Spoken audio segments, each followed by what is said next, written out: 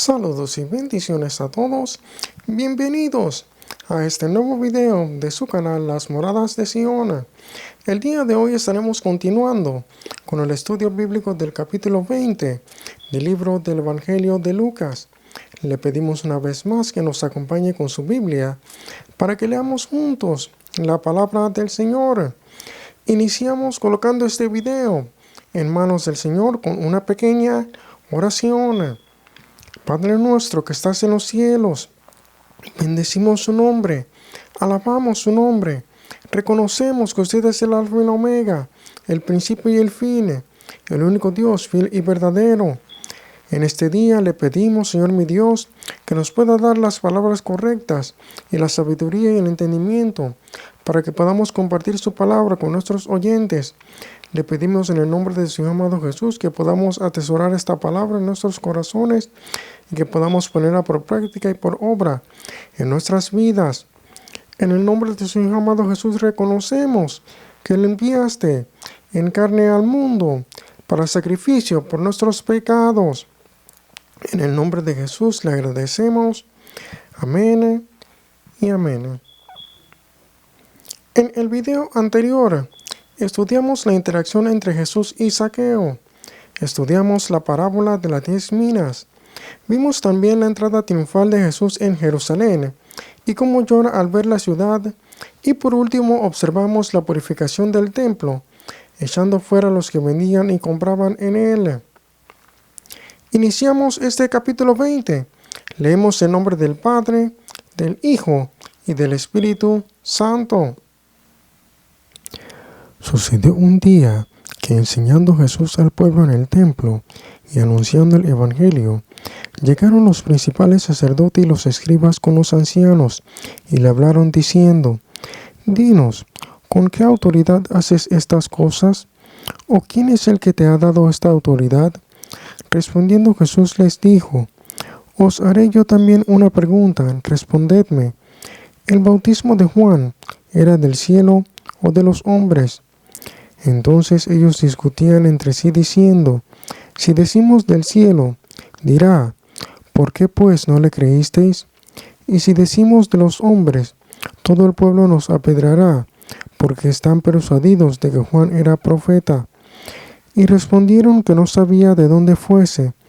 Entonces Jesús les dijo: Yo tampoco os diré con qué autoridad hago estas cosas. Comenzó a decir luego al pueblo esta parábola: Un hombre plantó una viña y la arrendó a unos labradores y se ausentó por mucho tiempo. Y a su tiempo envió a un siervo a los labradores para que le diesen el fruto de la viña. Pero los labradores le golpearon y le enviaron con las manos vacías. Volvió a enviar otro siervo, mas ellos a este también golpeado y afrentado le enviaron con las manos vacías. Volvió a enviar un tercer siervo, mas ellos también a este echaron fuera herido. Entonces el señor de la viña dijo: ¿Qué haré? Enviaré a mi hijo amado. Quizás cuando le vean a él, le tendrán respeto. Mas los labradores al verle discutían entre sí diciendo: Este es el heredero. Venid, matémosle, para que la heredad sea nuestra. Y le echaron fuera de la viña y le mataron. ¿Qué pues les hará el señor de la viña? Vendrá y destruirá a estos labradores y dará su viña a otros. Cuando ellos oyeron esto dijeron: Dios nos libre. Pero él mirándolos dijo: ¿Qué pues es lo que está escrito? La piedra que desecharon los edificadores ha venido a ser cabeza del ángulo. Todo el que cayere sobre aquella piedra será quebrantado, mas sobre quien ella cayere le desmenuzará. Procuraban los principales sacerdotes y los escribas echarle mano en aquella hora, porque comprendieron que contra ellos había dicho esta parábola, pero temieron al pueblo. Y acechándole enviaron espías que se simularan justos, a fin de sorprenderle en alguna palabra, para entregarle al poder y autoridad del gobernador. Y le preguntaron diciendo: Maestro, sabemos que dices y enseñas rectamente, y que no haces acepción de persona, sino que enseñas el camino de Dios con verdad. ¿Nos es lícito dar tributo al César o no? Mas él, comprendiendo la astucia de ellos, les dijo: ¿Por qué me tentáis? Mostradme la moneda. ¿De quién tiene la imagen y la inscripción? Y respondiendo dijeron: de César. Entonces les dijo: pues dad a César lo que es de César, y a Dios lo que es de Dios. Y no pudieron sorprenderle en palabra alguna delante del pueblo, sino que, maravillados de su respuesta, callaron. Verso 1. Observamos que sucedió un día que, enseñando Jesús al pueblo en el templo y anunciando el evangelio, llegaron los principales sacerdotes y los escribas con los ancianos. Verso 2. Y le hablaron diciendo: dinos, ¿con qué autoridad haces estas cosas? ¿Quién es el que te ha dado esta autoridad? Verso 3. Respondiendo Jesús les dijo: os haré yo también una pregunta, respondedme. Verso 4. ¿El bautismo de Juan era del cielo o de los hombres? Verso 5. Entonces ellos discutían entre sí diciendo: si decimos del cielo, dirá: ¿por qué no le creísteis? Verso 6. Y si decimos de los hombres, todo el pueblo nos apedreará, porque están persuadidos de que Juan era profeta. Verso 7. Y respondieron que no sabía de dónde fuese. Verso 8. Jesús entonces les dijo: yo tampoco os diré con qué autoridad hago estas cosas. Verso 9. Comenzó luego a decir al pueblo esta parábola: un hombre plantó una viña y la arrendó a labradores, y se ausentó por mucho tiempo. Verso 10. Y a su tiempo envió un siervo a los labradores para que le diesen el fruto de su viña, pero los labradores le golpearon y le enviaron con las manos vacías. Verso 11. Volvió a enviar otro siervo, mas ellos a este también golpeado y afrentado, le enviaron con las manos vacías. Verso 12. Volvió a enviar un tercer siervo, mas ellos también a este echaron fuera herido. Verso 13. Entonces el señor de la viña dijo: ¿qué haré? Enviaré a mi hijo amado. Quizá cuando le vean a él le tendrán respeto.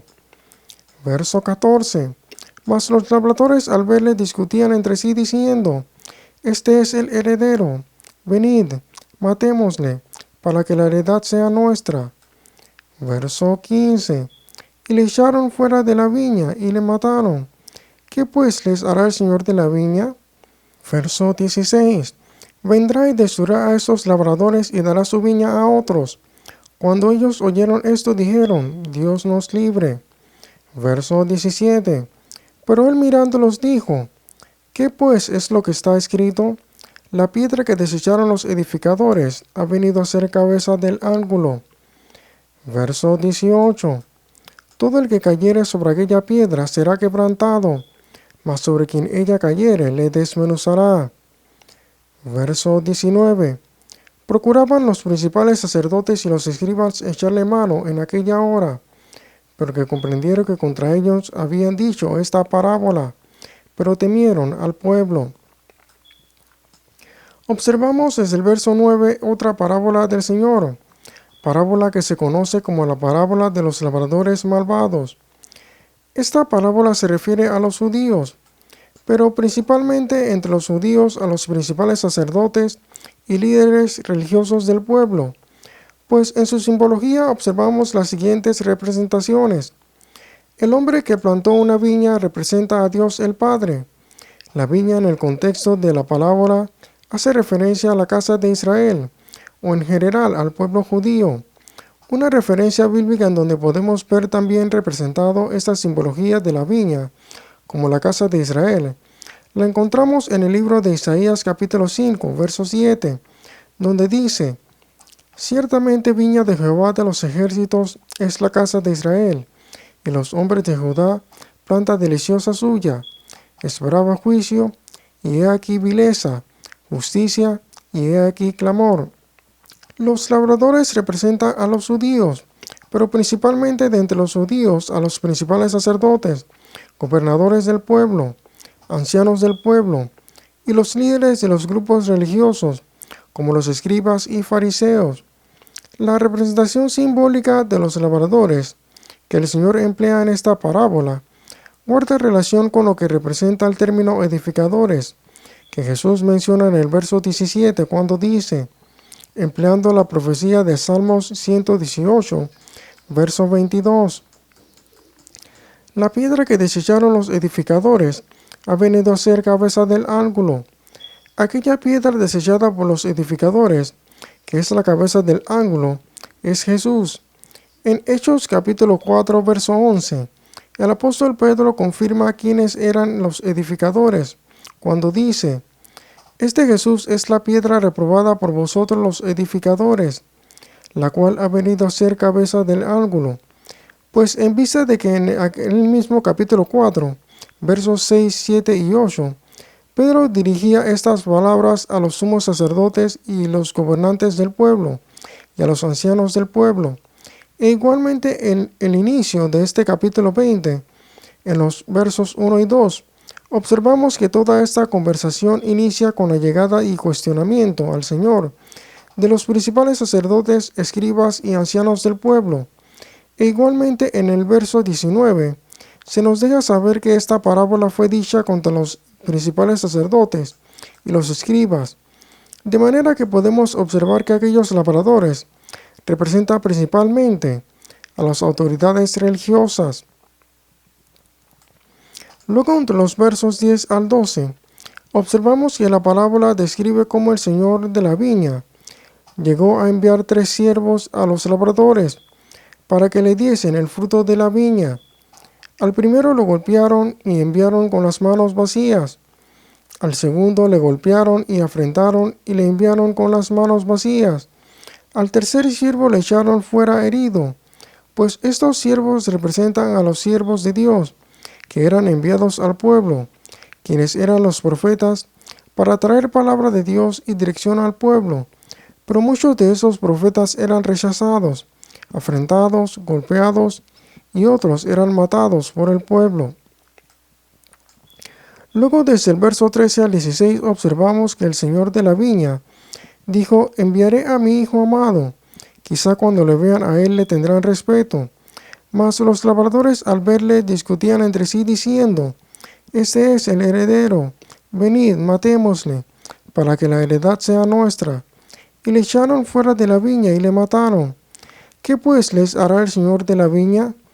Vendrá y destruirá a estos labradores, y dará su viña a otros. Cuando ellos oyeron esto, dijeron, Dios nos libre. Pues el enviar a su Hijo amado a los labradores de la viña, representa lo que Dios hizo enviando a su Hijo unigénito, amado Jesús, al pueblo judío y al mundo.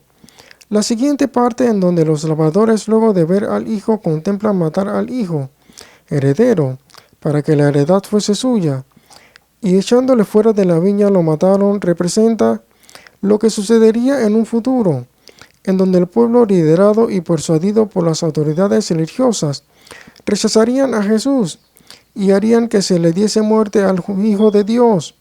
Un comentario en cuanto a ese fragmento de la parábola es que podemos apreciar que ya Jesús sabía lo que las autoridades religiosas harían con él en cuanto a su muerte. Luego dice, ¿qué pues les hará el Señor de la viña? Vendrá y destruirá a esos labradores y dará su viña a otros. Pues esto hace referencia a aquellos labradores que rechazaron y mataron a su hijo. El Señor los destruirá o estarán destinados a la destrucción y dará su viña a otros. Estos otros representan a aquellos que sí producen el fruto de la viña o dan el fruto de la viña, el fruto que proviene del reino de Dios en general, fruto de arrepentimiento, fruto de buenas obras en base a la palabra de Dios. Aquellos que sí creen y reciben a su Hijo, como era el caso de los discípulos.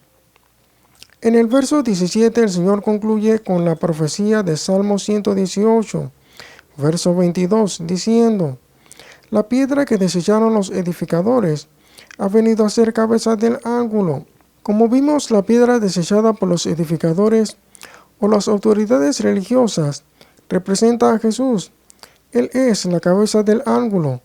De manera que la piedra desechada por los edificadores es la cabeza del ángulo, o la piedra principal de la edificación, o la piedra angular.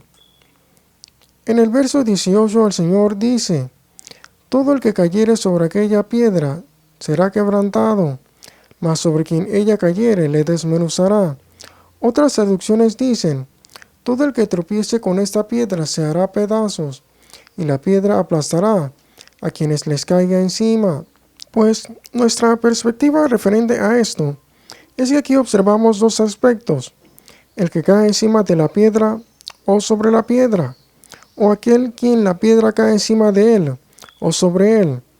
Ambos aspectos tienen un significado bastante similar, debido a que ya sea que el individuo caiga sobre la piedra o que la piedra caiga sobre él, ambos serían afectados negativamente. El primero sería quebrantado y el otro sería desmenuzado. Pues la diferencia está en que aquellos que caen sobre la piedra hacen referencia a aquellos que tropiezan con la piedra, tropiezan con Jesús, tropiezan en cuanto al reino de Dios y su palabra, porque no creen en Jesús o le rechazan. Por ejemplo, en 1 de Pedro capítulo 2 versos 7 y 8, Pedro también cita esta palabra, de que la piedra que desecharon los edificadores ha venido a ser cabeza del ángulo, y expresa cómo aquellos que no creen en Jesús tropiezan en cuanto a la palabra de Dios. Pues por otra parte aquellos sobre los cuales la piedra cae encima de ellos, hace referencia a aquellos sobre los cuales la justicia de Dios o el juicio de Dios en Cristo venía sobre ellos o cae sobre ellos, como las personas a las cuales Jesús emitía un juicio acerca de ellos, como aquellos a quienes Jesús reprendía y acosaba públicamente, como era el caso de algunos líderes de los grupos religiosos. Es muy similar a lo que está sucediendo en esta parábola de los labradores malvados, en donde Jesús expresa en el verso 16 un juicio de Dios en cuanto a los labradores malvados, que vimos representa principalmente a las autoridades o líderes religiosos, diciendo: vendrá y destruirá a estos labradores y dará su viña a otros. Verso 20. Acechándole enviaron espías que se simulasen justos, a fin de sorprenderle en alguna palabra, para entregarle al poder y autoridad del gobernador. Verso 21. Y le preguntaron diciendo: Maestro, sabemos que dices y enseñas rectamente, y que no haces acepción de persona, sino que enseñas el camino de Dios con verdad. Verso 22. ¿Nos es ilícito dar tributo al César o no? Verso 23. Mas él, comprendiendo la astucia de ellos, les dijo: ¿por qué me tentáis? Verso 24. Mostradme la moneda. ¿De quién tiene la imagen y la inscripción? Y respondiendo dijeron: de César. Verso 25. Entonces les dijo: pues dad a César lo que es de César, y a Dios lo que es de Dios. Verso 26. Y no pudieron sorprenderle en palabra alguna delante del pueblo, sino que maravillados de su respuesta, callaron.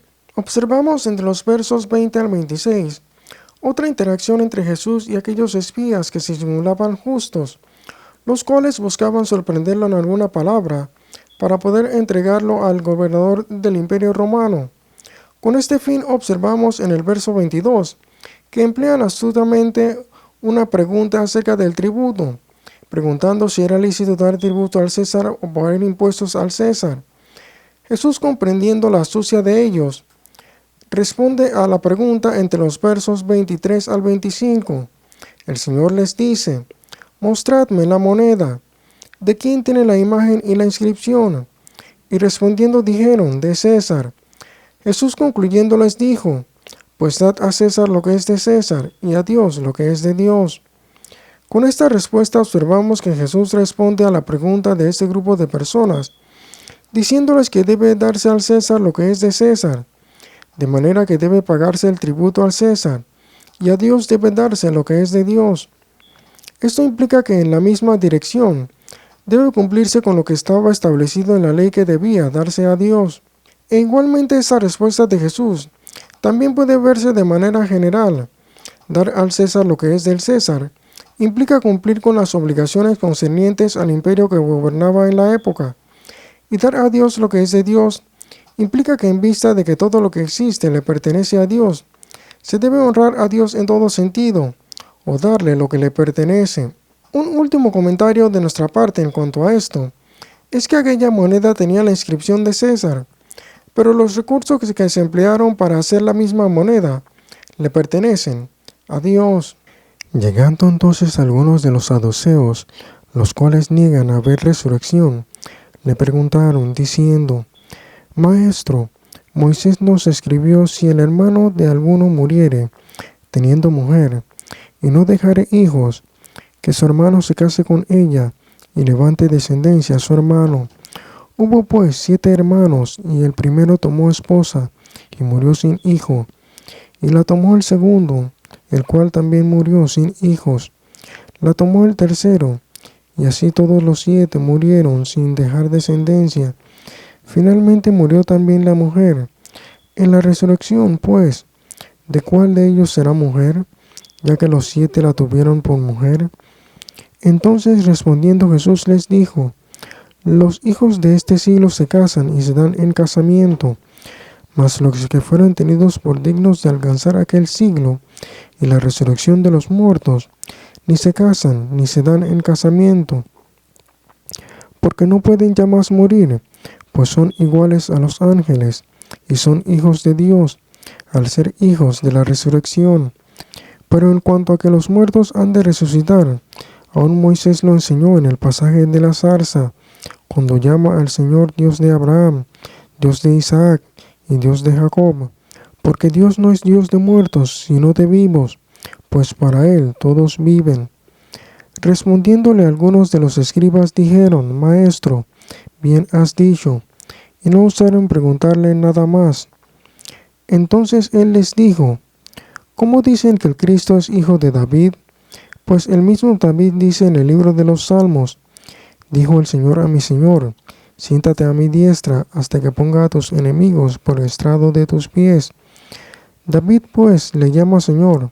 ¿Cómo entonces es su hijo? Y oyéndole todo el pueblo dijo a sus discípulos: Guardaos de los escribas, que gustan andar con ropas largas, y aman las salutaciones en las plazas, y las primeras sillas en las sinagogas, y los primeros asientos en las cenas, que devoran las casas de las viudas, y por pretexto hacen largas oraciones. Estos recibirán mayor condenación. Verso 27. Llegando entonces algunos de los saduceos, los cuales niegan haber resurrección, le preguntaron, verso 28, diciendo: Maestro, Moisés nos escribió: si el hermano de alguno muriere teniendo mujer, y no dejare hijos, que su hermano se case con ella, y levante descendencia a su hermano. Verso 29. Hubo pues 7 hermanos. El primero tomó esposa y murió sin hijos. Verso 30. Y la tomó el segundo, el cual también murió sin hijos. Verso 31. Y la tomó el tercero, y así todos los 7 murieron sin dejar descendencia. Verso 32. Finalmente murió también la mujer. Verso 33.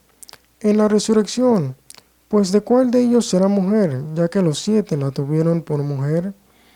Verso 34. Entonces respondiendo Jesús les dijo: Los hijos de este siglo se casan y se dan en casamiento. Verso 35.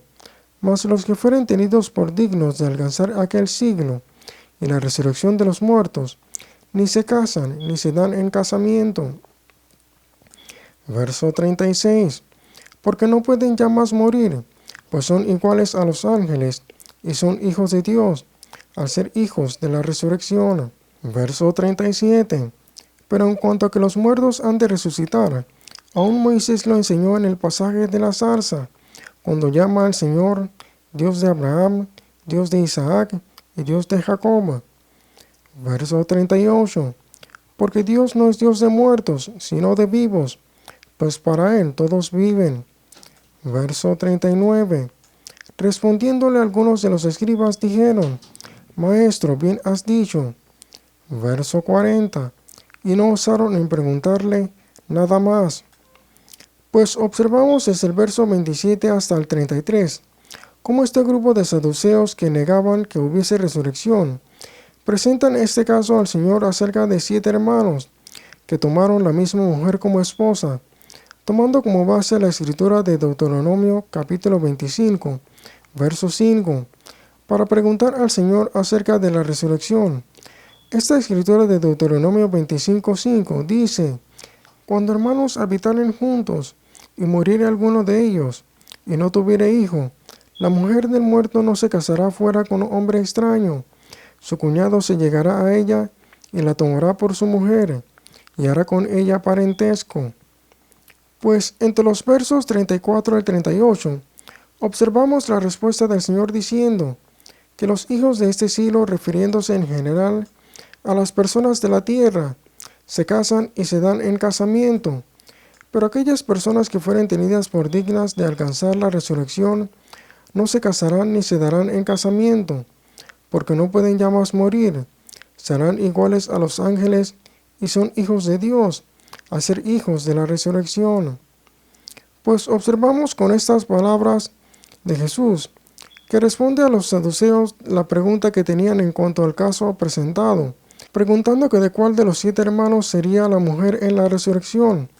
Jesús en esta oportunidad les deja saber que en la resurrección o luego de la resurrección no habrá tal cosa como casarse o darse en casamiento o tomar mujer, porque aquellos que fueren tenidos por dignos de alcanzar aquel siglo y la resurrección, refiriéndose esto a la vida eterna en el siglo venidero, pues serán semejantes a los ángeles, y ya no volverán a morir, y serán hijos de Dios por haber tomado participación en la resurrección.